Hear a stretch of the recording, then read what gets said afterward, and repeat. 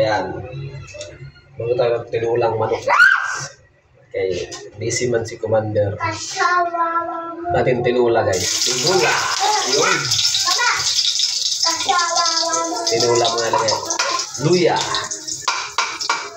Luya mo na unahin natin. Pero, bulat lang ako. Binili ng asawa ko. Pamintang durog. Yan o. Tinula. Pamintang durog ang binili.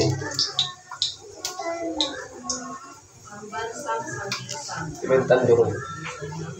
Balibago ako. Yan.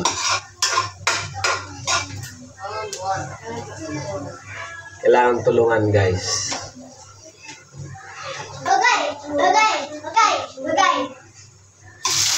Sibuyas.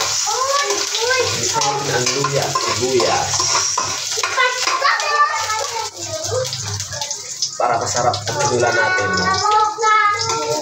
Kailangan kompleto ang lamas. Ayaw, huwag niya kamatis. Ayaw ko ng kamatis. Ayan. Tapos, yung silihaba na mahaba-haba. Para malit lang punti sa akin guys. Malit lang punti sa akin to. Eh sa akin, nasa 7 inches eh. Ito, 5 inches eh.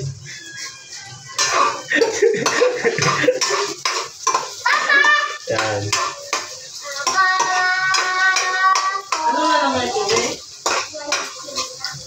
Tinuwa tayo ng tinulang manok.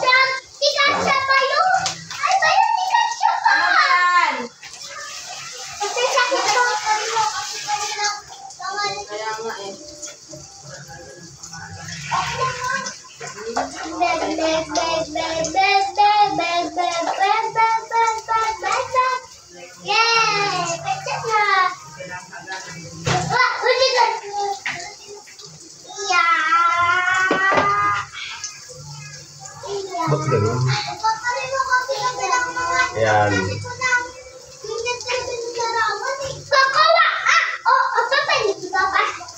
Okay guys. I-brown na yung ano.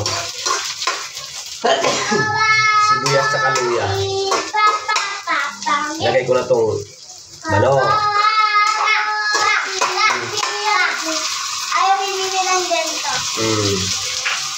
So guys, sa probinsya kasi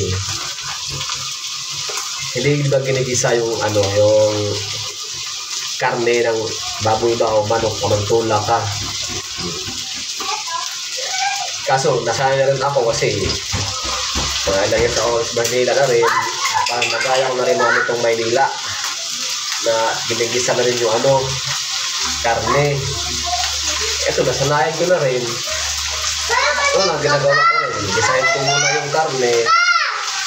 Saka lagay na sabaw.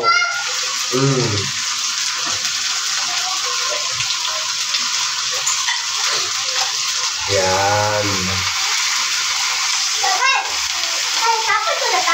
Lagay natin yung karne. Gisahin natin para lalong sumarap. Ito pa. Para lalong sumarap. Maging sarap.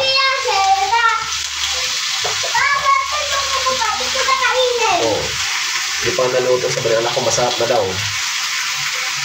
Sinungaling itong anak ko. 6 taon pa lang. Pero naman sinungaling.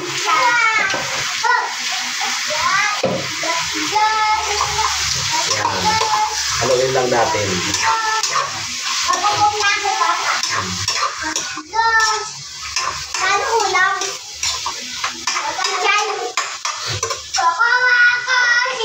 Tinulang manok.